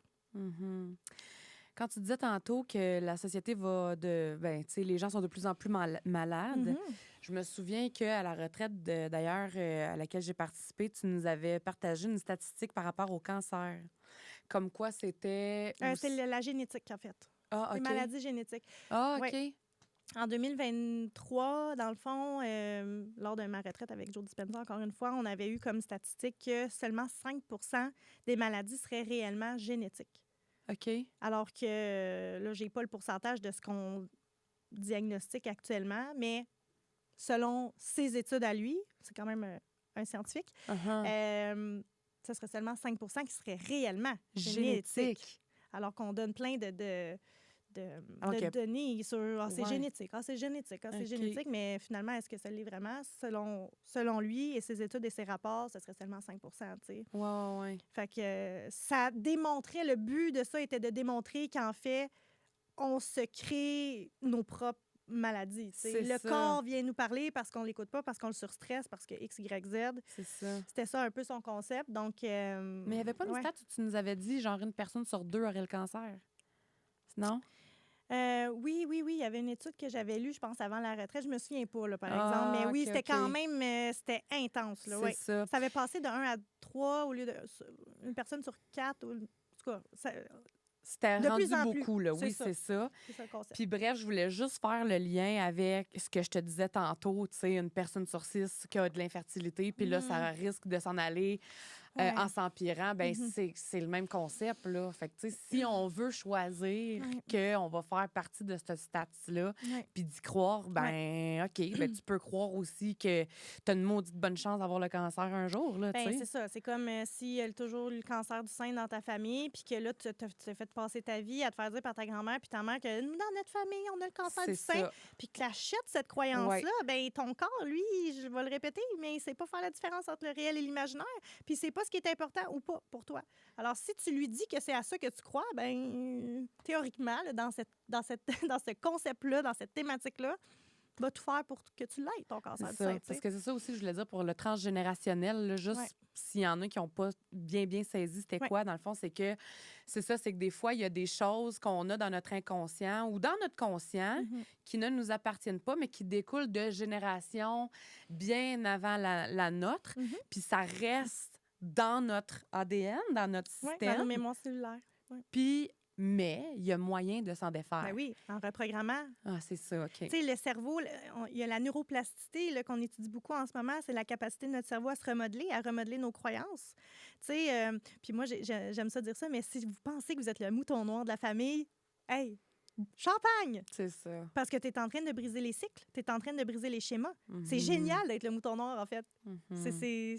C'est une bénédiction. Tu as été choisi pour briser les... Non, mais regarde, peux-tu le voir positivement? Ben oui, ben Tu sais, oui. je pense que c'est important de reprendre la responsabilité. Je vais revenir là-dessus parce que c'est toujours ça. Reprendre la responsabilité de notre vie et de décider à quoi nous, on a envie de croire puis qu'est-ce qu'on a vraiment envie de vivre dans notre vie. Parce qu'on a toujours le choix, on a toujours deux chemins. Là. Uh-huh. Tu sais, reprends-tu encore le même chemin ou tu essayes quelque chose de nouveau? Ouais. Puis ça fait peur, prendre des nouveaux choix. Faire des Ouais. nouveaux choix, essayer des Ouais. nouvelles choses, c'est normal. Ouais. Nouveau égale danger pour notre Ouais. cerveau. Ouais.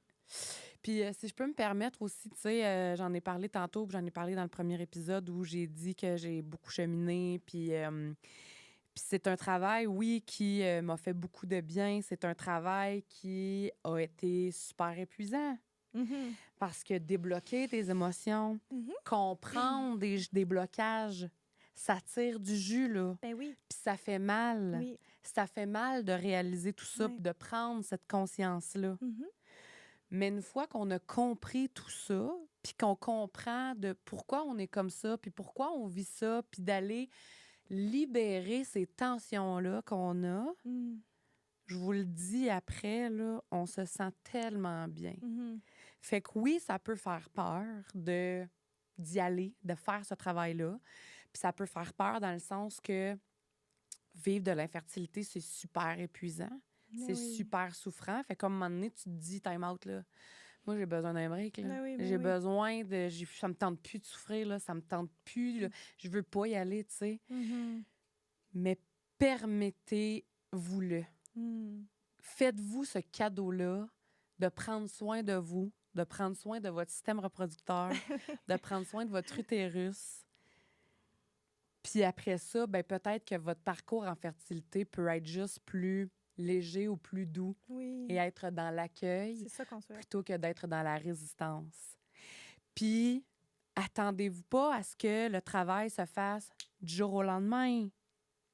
C'est long, là. Ça dépend jusqu'à quel point c'est ancré. Puis, tu sais, c'est relatif à tout le monde. Puis à quel point on a l'ouverture aussi. Ah-ha. Parce qu'encore, faut-il y croire? Faut que tu enlèves l'ego du chemin. Puis ça, c'est très difficile. La drama queen est très forte. Ah, ben parle-nous de ta drama queen Eugénie. Non, mais la drama queen, c'est juste le nom que je donne à notre ego. C'est comme le petit diable sur notre épaule qui est tout en train de nous dire on n'est pas capable, on n'est pas ci, on n'est pas ça. Mais puis je l'attache à l'ego qui veut nous garder dans nos pantoufles sales, qui puent, qui sont trouées, qu'on n'est plus bien, mais on est rendu confortable dans notre inconfort. Mais c'est pas grave, tu sais. Parce que ça, excuse-moi, je ne veux pas te couper, mais il y a des gens, sans s'en rendre compte, encore une fois, peuvent devenir confortables dans leur infertilité. Ben oui, c'est ça. Peuvent devenir confortables dans leur inconfort. Mhm. Oui, puis je sais pas jusqu'à quel point on a encore le temps, mais nous, comme êtres humains, on est des drogués. Ben oui, on est des drogués aux émotions. Mhm. Alors, plus on se raconte une histoire qui est négative, qui est triste, qui est un trauma, qui est un drame, peu importe, plus on va se raconter cette histoire-là, plus on va mettre des émotions fortes.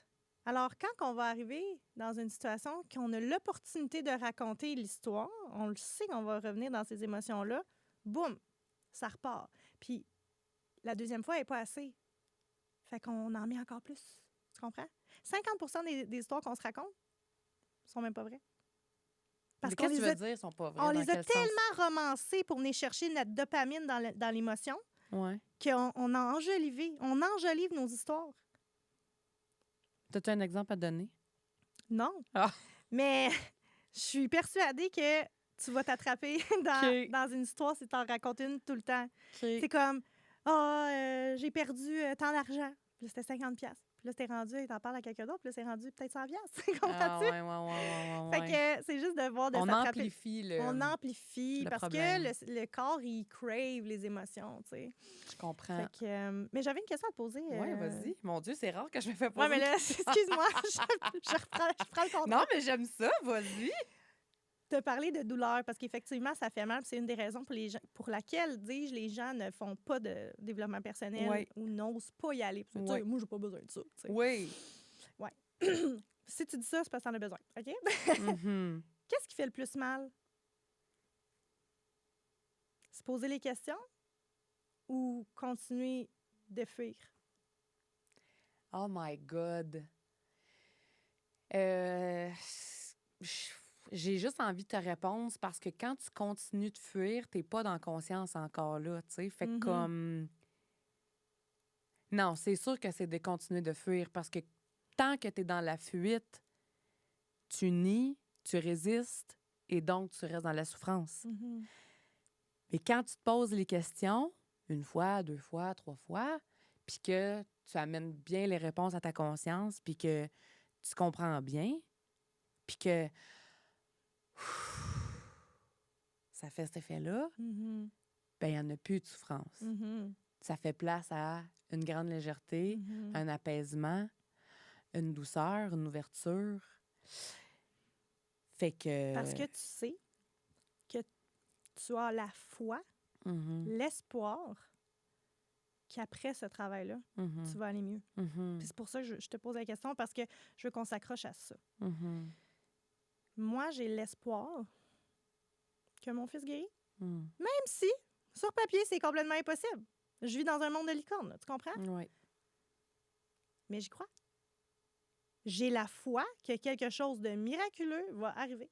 J'ai la foi que mon fils va aller de mieux en mieux. Je crois que je mérite de vivre quelque chose de magnifique qui va améliorer la santé de mon fils. J'ai l'espoir de. Mais c'est intéressant que tu parles d'espoir, Eugénie, parce qu'en fertilité, on ne s'accroche qu'à l'espoir. En fait, beaucoup, presque juste à l'espoir. On nous dit tout le temps, gardez espoir, madame. Gardez espoir, monsieur. une Gardez question. espoir. Vas-y. T'accroches-tu à l'espoir ou t'accroches à la douleur d'être infertile? Et belaï, c'est une bonne Je vais question. prendre une gorgée d'eau à l'instant. Ah, j'ai plus d'eau. Est-ce qu'on s'accroche à l'espoir ou est-ce qu'on s'accroche à la douleur? Moi, je vais répondre pour moi. Oui. Je m'accroche... Moi, je suis beaucoup dans la peur Mhm. que ça marche pas. Mhm. Là, tu viens répondre. Ouais. Ton focus est sur la peur Ouais. ou la douleur, plus que l'espoir. Oui.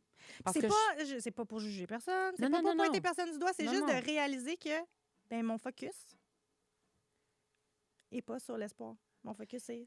Puis c'est tout compréhensible. Là. Je veux Oui, dire, oui. ça fait combien de fois tu essayes? Ça fait Oui. combien D'années. d'injections? Tu sais, je veux dire, ça fait combien de temps? Tu sais? Ça fait mal, c'est les hormones. Je veux dire, je l'ai jamais vécu. Je peux pas me positionner, mais j'ose imaginer à quel point c'est difficile même pour le corps, pas juste mental, mais pour le corps aussi, de subir toutes ces interventions-là. Fait que c'est normal. Là. Puis si T'sais. quelqu'un te dit « Ouais, mais Eugénie, là, c'est difficile de garder espoir, là. Eugénie, là, moi, je suis plus capable parce que justement, ça fait 5-10 ans, ça fait 6 cycles de fécondation in vitro, ça marche pas. Mm-hmm. J'en ai plus d'espoir, là. Ouais. Ma ressource d'espoir, mon verre d'espoir est vide, là. Mm-hmm. Je sais plus comment le remplir. Tu dis quoi? On fait quoi? Tu travailles avec moi? On va travailler ensemble? Oui. Je te dirais la même chose que tantôt. Qu'est-ce que tu as envie de croire? Mm-hmm. Où as-tu envie de mettre ton focus? Mm-hmm. Puis justement, c'est c'est d'avoir cette confiance-là que ça va arriver, de t'attacher à ça. Puis, tu sais, il y a un processus pour arriver à ça, là. Tu sais, il y a un travail d'écriture, il y a un travail de croyance, il y a un travail de reprogrammation, il y a peut-être un travail en kiné, tu sais, qu'on va aller faire ensemble, tu sais, qui est par rapport à, justement, l'inconscient, aller voir qu'est-ce qui s'est passé, est-ce qu'on peut libérer. J'en ai plus d'espoir. OK. Qu'est-ce que tu décides? Est-ce que tu décides de continuer ou tu décides d'arrêter? Tu sais, on est encore dans la responsabilité et le choix, tu sais. Puis là, attends, ici, là, encore une fois, là, c'est important pour moi, là, Vas-y, parce vas-y. que quand on parle de traitement de fertilité, Ouais. puis quand on dit de continuer ou d'arrêter, on parle médicalement, là, tu comprends? Oui, oui, OK, Mais là, OK, toi, OK, je pense pas excuse. que tu fais Ah, une non, non, non, référence non, OK. médicale, là. Tu parlais des traitements, mettons, ovaux, etc. Là. Ben, genre, c'est parce que toi, tu dis, quand tu n'as plus d'espoir, est-ce que tu décides de continuer ou tu décides Oui, c'est d'arrêter? plus dans le concept juste de l'infertilité, mais pas dans... Non, je parlais pas du médical. Non, Là. c'est Non, ça. non. Toi, c'est d'un point de vue énergétique, Oui, oui, là. oui, oui, C'est oui. ça, OK. Est-ce que Mais tu là, toi, choisis? tu parlais médical, là. Non, non, non, non. Excuse-moi, OK. je veux pas mêler. Je voulais pas te mêler, là. Je voulais juste dire que pour pas que les gens... C'est parce que... OK, je recommence. Rewind. Quand, toi, tu viens juste de dire... Oui. Quand tu n'as plus d'espoir, est-ce que tu fais le choix d'arrêter ou de continuer? D'avoir de l'espoir, oui. Ah, d'avoir de l'espoir. Ah, OK, c'est ça que tu voulais dire. Oui. OK. Je pense... OK, je voulais juste... OK, c'est beau. Ça répondait à ta question. Oui, oui. Non, mais en fait, moi, j'avais pas de question. Je voulais juste clarifier pour les gens qui écoutent que tu ne parles pas de continuer ou d'arrêter ces traitements. Non, C'est ça que je veux dire. on n'était pas là. Non, Puis c'est ça. le parallèle, il était avec mon fils, en fait, parce que, je vais le renommer, mais sur papier, mon fils va mourir dans Mhm. quelques années. Il n'y a rien à faire. Il n'y a pas de médication pour le sauver. Il y a une médication pour allonger sa vie. That's it. Il n'y a Mhm. rien. Alors, si je fais le parallèle avec l'infertilité, il n'y a rien qui fonctionne. Tout le monde me dit que ça ne va pas arriver. Peu importe qu'est-ce qu'on te dit, Ouais. qui est la peur, qui est le stress, qui est la tristesse, qui est la colère, tu l'achètes ou tu ne l'achètes pas. Tu comprends? Mhm. Moi, même si on me dit ça, à l'intérieur de moi, j'y crois quand même. Je veux y croire. Puis quand je suis décollée de cette croyance-là, il faut que j'aille me reconnecter avec moi. Il faut que j'aille écrire. Il faut que je l'écrive, mon histoire, que Mason va de mieux en mieux. Qu'un jour, je vais avoir la possibilité de communiquer avec lui. Puis j'y crois. Je me mets dans un état où je manque cette croyance-là que c'est possible, que l'impossible est possible. À même titre qu'on est tellement capable de s'ancrer comme croyance que ça n'arrivera pas, Ben puis oui. qu'on n'aura pas de guérison, Ben puis oui. que... Ouais. Je le sais que c'est dur, c'est pas concret nécessairement, ça demande un travail, là, on est là, on parle, mais sincèrement, je veux dire, si moi, je suis capable de croire en quelque chose d'impossible, toi aussi, tu es capable d'y croire. Impossible selon ce que tu vois dans ta réalité. Impossible selon les papiers, les résultats des spermatozoïdes, les résultats de peu importe ce que vous avez comme résultat. C'est la même chose pour moi, tu sais. Mhm.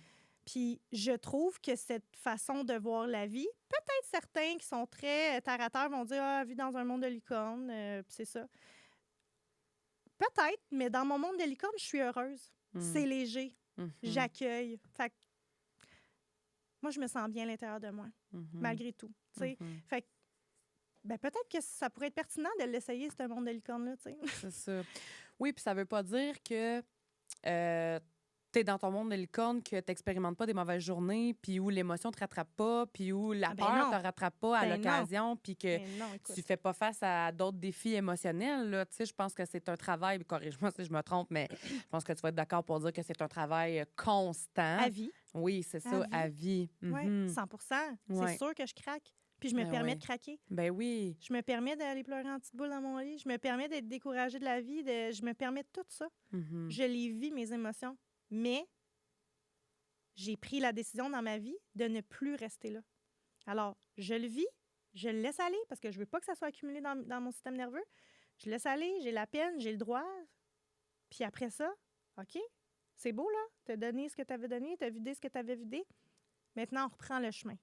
L'important, c'est pas de tomber. L'important, c'est de se relever.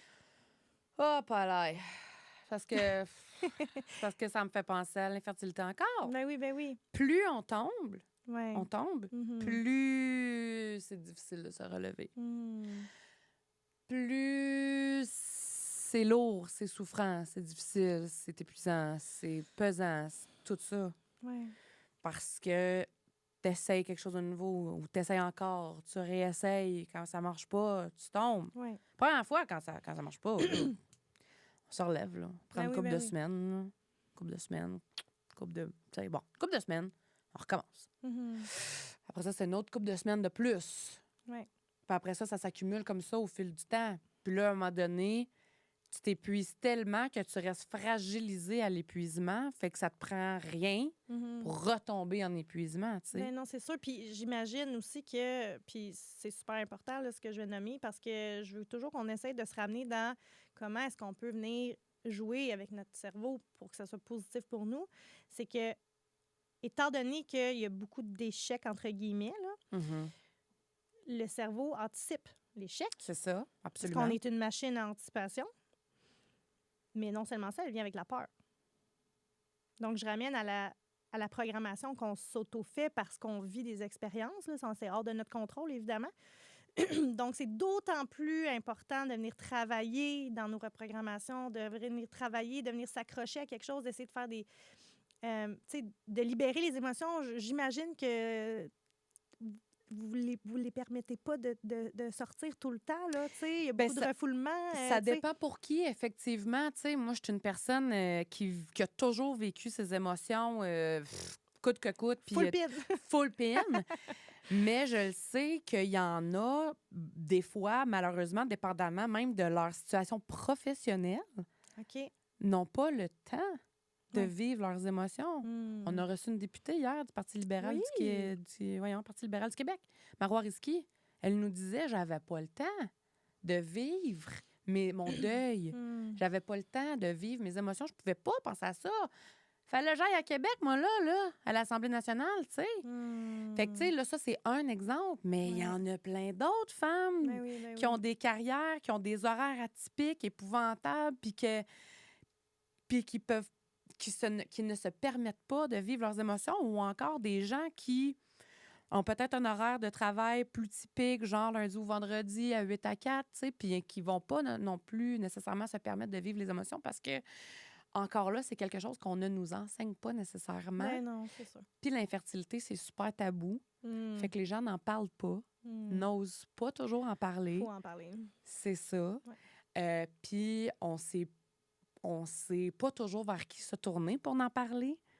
Fait que, tu sais, je trouve que ton outil de journalisation, de méditation, c'est des choses, des très bons outils. Si les gens ne veulent pas nécessairement en parler avec leur entourage, ben je pense que c'est un moyen très puissant de libérer nos émotions afin d'éviter de créer justement des blocages encore plus puissants qui sont peut-être déjà là. J'appelle ça la poubelle à émotions. C'est comme un journal intime. Fais juste tout laisser. Puis souvent, juste en répondant à une question, après, l'inconscient embarque. Puis là, tu te mets à écrire. Puis là, tu sais même plus ce que tu as écrit. Tu sais. C'est ça. Ça, c'est de la libération. Ça fait du bien là, de nommer. Puis après ça, tu te relis. Puis tu fais comme, mon Dieu, j'avais ça en dedans de moi. Je m'en étais même pas rendu compte. C'est tellement puissant pour vrai. C'est assez impressionnant. Ça m'est déjà arrivé. Moi, souvent, le soir, quand je suis pas capable de tomber endormie, tu sais, moi, quand ça fait une demi-heure que je roule, là, non. Je me lève, je prends mon cahier, mon stylo, puis j'écris. Sans savoir exactement ce qui va sortir. Puis il y a des fois où j'écris, puis je me mets à pleurer, là, fort, là. Après ça, maudit que je dors bien. Ben oui, c'est sûr. Mais ce que je veux dire, c'est que c'est vrai ce que tu dis. Je veux juste appuyer ça, tu sais, que je l'ai déjà expérimenté, tu sais. Puis vous n'êtes pas obligé d'attendre de ne pas être capable de dormir le soir avant d'aller écrire, là. C'est pas ça que je veux dire. Idéalement, on le fait avant. Oui, c'est ça, parce que là aussi, quand on écrit avant de se coucher, on dort bien aussi à ce moment-là. C'est vraiment, vraiment, vraiment. Parce que, en tout cas, on peut écrire toutes sortes d'affaires. On peut écrire tout. On peut écrire notre journée. Quand j'ai commencé mon processus, j'écrivais toutes mes croyances limitantes. En fait, j'écrivais tout ce que j'avais envie de vivre, comme si c'était déjà arrivé. Hein? Fait que là, je m'écrivais une histoire de la Eugénie qui fait des conférences, qui écrit un livre, que Mason rentre dans une étude clinique, que Mason redit maman, tout ça, c'est arrivé, by the way. Fait que j'écrivais tout ça, puis après ça, Là, j'avais mon ego, ma chère drummer queen qui arrivait. Ben, t'es qui, toi, pour faire ça? T'as pas d'études, t'as pas ci, t'as pas ça, tu sais. Je savais pas encore mes études à ce moment-là. OK. Puis là, j'y allais. Je mérite pas, je serais pas capable toute seule. Ça partait, là. Là, j'écrivais toutes les croyances qui montaient, là, après avoir écrit mon histoire parfaite, là. Puis là, des fois, il y avait des peurs que j'avais envie d'écrire. Des fois, c'était des émotions. Puis là, je relisais ça, puis j'étais comme, tabarouette, hein? C'est fou. Je pense tout ça de moi. Je crois tout ça à propos de moi. C'est pas étonnant que j'ai pas bougé, tu sais. Fait que là, j'ai commencé à aller travailler. Comment est-ce que je peux, au contraire, croire que c'est possible? Puis, tu le sais, ce que j'aime nommer aux clients, c'est le plus petit pas possible, la loi des 4 P. Le plus petit pas possible, je fais un changement dans ma vie. Le plus petit pas possible, je prends une nouvelle action dans ma vie. Tu sais, c'est un processus. C'est ça. C'est vraiment un processus, puis il faut être doux avec soi, il faut être à l'écoute, puis ça fait juste du bien, en fait. Oui. C'est juste une technique qui coûte $0. Zéro. Ben, ton cahier puis ton crayon. C'est Vaud Dolorama, là. Tu sais? Vaud Dolorama, achète-toi un cahier à 1,5 C'est $, ça. puis un crayon, c'est sûr, t'en as un, j'ai à la C'est maison. là. tellement puissant. Ouais. Tu l'écris, là, puis après ça, tu fermes ton cahier, tu le relis, tu fermes ton cahier, puis là, viens juste faire le film dans ta tête. Puis connecte-toi à ces émotions-là. Moi, là, c'est pas mêlant, là. Je pleurais à chaque fois que je méditais, que j'imaginais que mon fils, je recevais l'appel pour l'étude clinique à Mason, que je lâchais le téléphone, que je me mettais à pleurer, la joie dans la maison. C'est arrivé? C'est puissant. Tellement puissant. Je dis souvent à mon chum puis à mes élèves, parce que je suis professeure de danse. Oui. Fait que, tu sais, mettons, avec mes élèves qui me disent ouais, c'est tough, hein, ce pas-là. Ouais, c'est tough. Hein? Ouais, non, je suis pas capable. Je leur dis, les filles, la puissance des mots que vous utilisez. Plus vous allez dire à votre cerveau que vous n'êtes pas capable de faire cet enchaînement-là, ce pas-là, plus vous allez dire que c'est difficile, moins vous allez y arriver. Mais si vous vous dites plutôt, hey, c'est un beau défi, j'aime ça. Hey, c'est beau. Hey, c'est bon cet enchaînement-là, hein?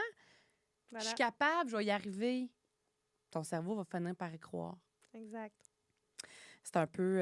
Aussi c'est simple que ça. Ben, aussi. Ça me fait rire, aussi simple que ça. Aussi simple que ça, c'est clin d'œil. Oui, c'est ça, aussi simple que ça. Je suis pas sûre que les gens qui écoutent, ils disent oui, c'est ça, c'est bien si simple que Mais ça. tu sais, ce que je nomme souvent aussi, c'est et si ça fonctionnait? Et si la prochaine fois? Et si? Et si? On essaie de changer. On essaie de juste arrêter de se le raconter, tu sais.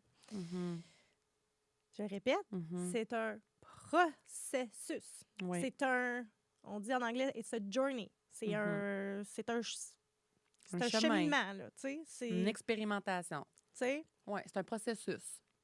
Mais oui, je comprends tellement.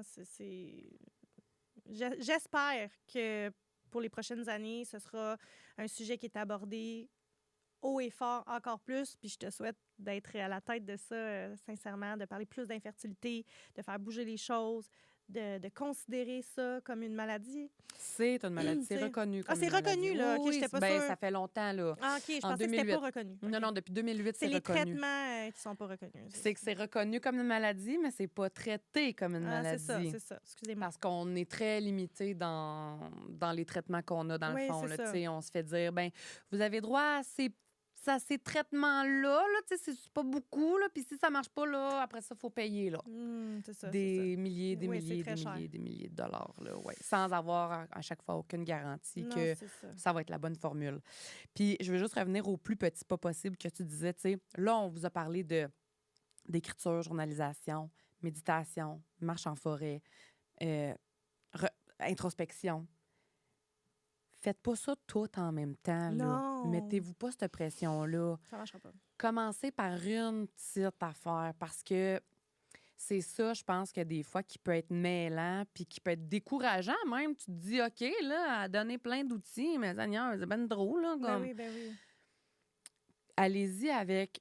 Moi, j'ai envie de dire, allez-y avec ce qui vous appelle le plus. Si vous, c'est d'aller marcher en nature puis de parler aux arbres, bien, faites ça. Si c'est d'écrire dans un cahier ou sur une feuille mobile, faites ça. Si c'est de commencer par 5 minutes de méditation, faites ça, tu sais. Allez-y avec ce qui vous appelle le plus. L'important, c'est de prendre action le plus petit pas possible. Oui. Prendre une action. Créer une habitude aussi. Ouais. Tu sais, au début, on va peut-être avoir la motivation, puis après ça, au jour 5, on va être comme bon, j'ai le goût de le skipper, mon journal. Il ne faut pas oublier que la répétition est très importante. Puis, tu sais, il faut un minimum de 3 semaines là, pour vraiment essayer de venir avoir vraiment créé ce chemin neuronal-là solide pour qu'il soit ancré puis qu'il devienne. Parce que le but, c'est que ça devienne un automatisme. Ça devienne un non négociable. Tu sais. Mais il faut passer ce minimum de gap-là. Là, c'est too much. Revenez l'écouter dans 6 mois. Revenez l'écouter dans 1 an. Tu sais, donnez-vous le temps de process là, l'information. Puis si vous êtes pas, c'est ça, rendu là, c'est correct. Puis peut-être que vous allez jamais être rendu là aussi, puis c'est correct aussi. Chacun son parcours, chacun son cheminement. Mais je trouvais ça très important d'aborder, c'est ça, le point de vue, l'aspect énergétique, parce que je crois profondément que tout ce que tu as enseigné, là, tout ce que tu nous as partagé, le fait que, tu sais, tout est magnétique dans le fond. Si on a des mots, des pensées négatives, on va s'attirer du négatif. Et l'inverse est aussi vrai par rapport au positif, tu sais, par rapport à nos croyances, par rapport à nos peurs, etc. Je l'observe, je l'expérimente, entre autres avec le podcast. Pas encore nécessairement avec la fertilité, mais we're getting there, là, tu sais. Les 4 P, la loi des 4 P. C'est ça, le plus petit pas possible. Donc, puis c'est ça, tu sais, tu me demandais, c'était quoi le but avec ta participation aujourd'hui? Puis moi, je t'ai dit, moi, je fais le podcast pour plein de raisons, mais il y a une des raisons là-dedans, c'est que moi, je veux offrir le maximum d'outils aux gens dans toutes les sphères différentes. Jusqu'à présent, on a offert des outils, surtout sur le plan cognitif avec des psychologues, sexologues, le plan médical aussi en recevant des fertologues. Mais il y a aussi tout cet aspect énergétique-là qui était très important pour moi. Et moi, dans la mesure où on offre au podcast tous les outils, les gens prennent ce qu'ils veulent et ce qu'ils veulent pas. Absolument. Ils prennent ce qui leur colle ou ce qui leur colle pas. Puis après ça, c'est correct. Moi, j'aurais fait ma job de dire, je vous ai montré toutes les avenues possibles, tu sais. Puis quand je fais référence à ça, tu sais, j'aimerais ça recevoir spécialiste en santé hormonale, acupunctrice, ostéopathe. Oui, là, tu vas me dire que c'est toutes des choses à l'extérieur. Non, mais attends, là, j'invalide pas du tout leur métier. Mais le point par rapport à moi, c'était plus comment est-ce que toi, tu peux revenir à l'intérieur de toi pour aller chercher tes réponses. C'était plus dans cette optique. C'est ça.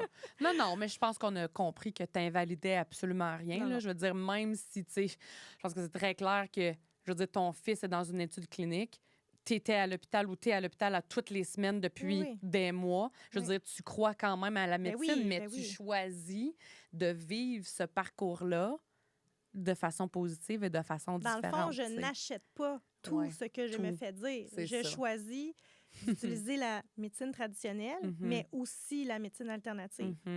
C'est juste une question de perspective puis d'essayer de voir la vie sous un autre angle. Puis si de voir la vie sous un autre angle, ça te fait du bien, go for it. Puis si ça te fait pas du bien, fais-le pas. Fais ce qui te fait sentir bien. Parce que le but, on se le rappelle, c'est réguler notre système nerveux. Puis utiliser ici la puissance de notre cerveau. Eugénie, si on veut te suivre, c'est sur Instagram et sur Facebook, Eugénie Jalbert. On peut écouter ton podcast aussi, Être autrement. En fait, Être autrement, je ne sais pas si je l'ai assez dit, mais c'est ton branding, c'est le nom de ton entreprise. Donc, c'est le nom de ton podcast, c'est le nom de tes retraites, c'est le nom aussi de ton livre qui va sortir bientôt. Donc, je te laisse nous en parler un petit peu si tu as envie.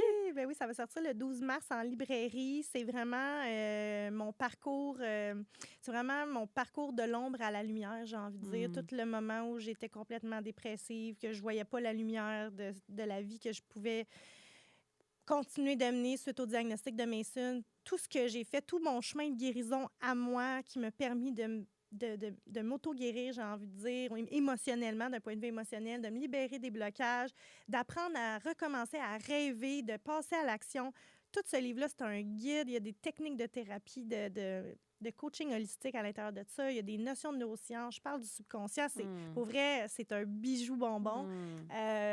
J'espère vraiment que ça va plaire à toutes les personnes qui vont avoir ça entre leurs mains. Puis c'est aussi un guide d'espoir parce que, tu sais, je pense que je l'ai aussi assez nommé, mais peu importe ce qu'on vit à l'extérieur de nous, on a quand même le choix de garder espoir. Puis c'est ce que je fais avec Mason, puis c'est ce que j'ai envie de dire. Parce que souvent, quand on vit quelque chose où on ne voit pas la lumière, où on ne voit pas le bout du tunnel, quand on décide de se choisir, il y a toujours une petite percée de lumière à quelque part.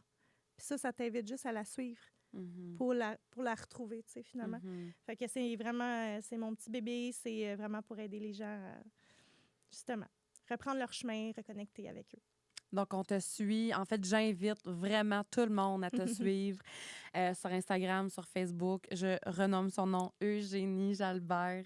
Un énorme merci d'être venue au podcast. Je suis très reconnaissante et j'ai adoré mon épisode avec toi. J'espère que les gens seront tout autant inspirés. Merci à toi pour l'invitation, vraiment. J'espère aussi que ça va juste avoir amené cette nouvelle perspective. Merci beaucoup. Ça fait plaisir.